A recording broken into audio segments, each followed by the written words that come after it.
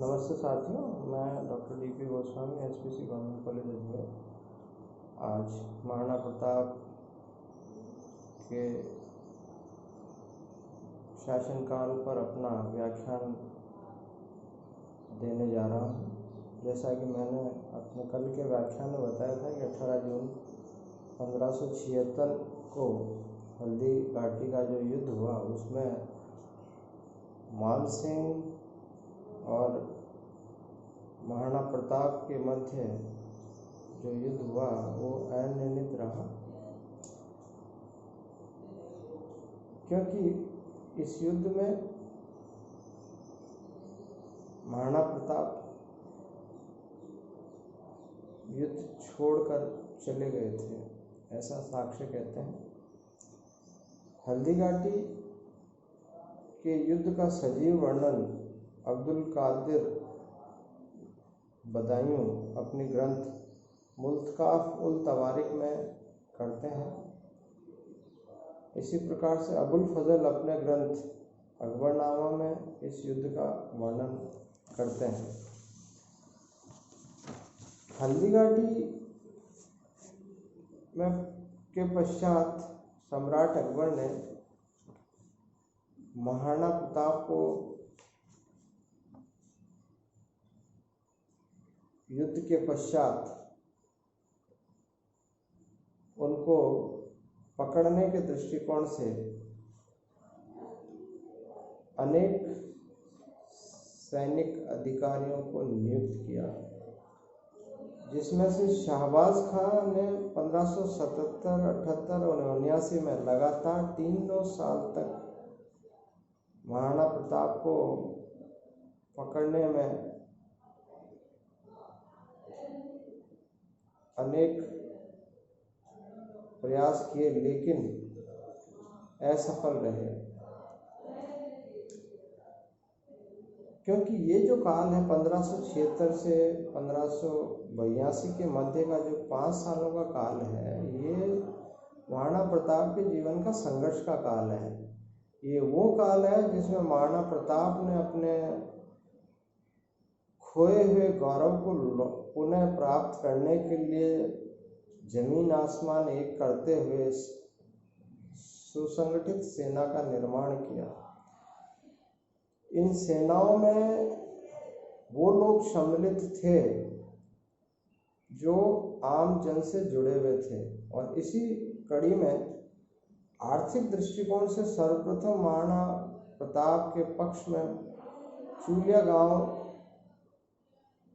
के भामाशाह सहायता के लिए आगे आए, क्योंकि हल्दी घाटी के युद्ध के पश्चात आर्थिक दृष्टिकोण से और राजनीतिक दृष्टिकोण से महाराणा प्रताप की स्थिति नाजुक हो गई थी। और उस युद्ध के पश्चात महाराणा प्रताप ने कुंभलगढ़ में शरण ली और वहाँ से उन्होंने छापामार व गुर्रेला युद्ध नीति को अपनाने का निर्णय लिया। इसी दौरान पाली निवासी भामाशाह ने आर्थिक सहायता के रूप में महाराणा प्रताप की सेना को पुनर्गठित करने का निर्णय में बहुत बड़ा योगदान दिया। भामाशाह की आर्थिक सहायता के कारण प्रताप ने पुनः सेना का गठन किया। भामाशाह को मेवाड़ का रक्षक, मेवाड़ का दानवीर और मेवाड़ का उद्धारक कहा जाता है। इस आर्थिक सहायता के पश्चात प्रताप ने पुनः सेना को गठित किया, और इस कड़ी में सर्वप्रथम उन्होंने लूणा चावंडिया पर आक्रमण करके वहां पर अपनी राजधानी चावंड बनाई, जो उदयपुर के नज़दीक है। महाराणा प्रताप का हल्दी घाटी का 1576 के पश्चात जो दूसरा महत्वपूर्ण युद्ध उनका प्रताप से सीधा हुआ वो है देवेर का युद्ध। यह युद्ध 1582 में लड़ा गया, और इस युद्ध में महाराणा प्रताप विजयी रहे। इसे कर्नल टॉड ने मेवाड़ का मैराथन कहा है।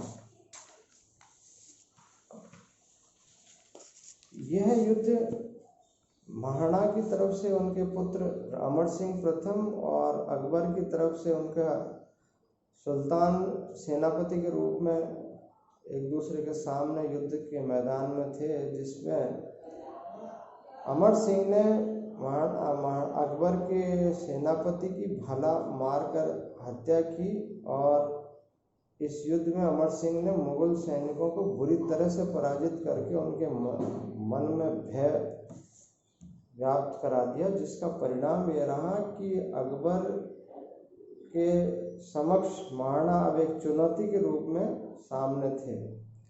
इस देवेर विजय को इतिहास में प्रताप के गौरव का प्रतीक के रूप में जाना जाता है। इस युद्ध में अमर सिंह ने गुरेला और छापामार युद्ध पद्धति का सहारा लिया। अकबर ने महाराणा प्रताप को समझौता करने के लिए सतत प्रयास जारी रखे और इस क्रम में उन्होंने 1584 में आखिरी बार जगन्नाथ कछावा को भेजा, लेकिन वो भी महाराणा प्रताप को समझाने में असफल रहे। उन्होंने स्पष्ट कहा कि भाई मैं स्वतंत्र राष्ट्र के रूप में अपने आप को स्वतंत्र रखूँगा, मैं किसी भी व्यक्ति की, किसी भी शासक की अधीनता स्वीकार नहीं करूँगा। 1584 के बाद अकबर ने मेवाड़ पर आक्रमण करना बंद कर दिए। एक प्रकार से ये अघोषित संधि थी। महाराणा प्रताप ने अपने जीवन काल में जितने भी खोए हुए प्रदेश थे उनको पुनः हासिल किया। केवल चित्तौड़गढ़ और कुंभलगढ़ पर विजय नहीं कर पाए थे। 1585 में उन्होंने चामुंड को अपनी राजधानी बनाया और 1597 में 19 जनवरी को महाराणा प्रताप की चामुंड में मृत्यु हो गई, जिनका दाह संस्कार बांदोली जो उदयपुर के निकट है वहाँ किया गया और वहाँ आज भी 8 खम्भों की छतरी बनाई गई है।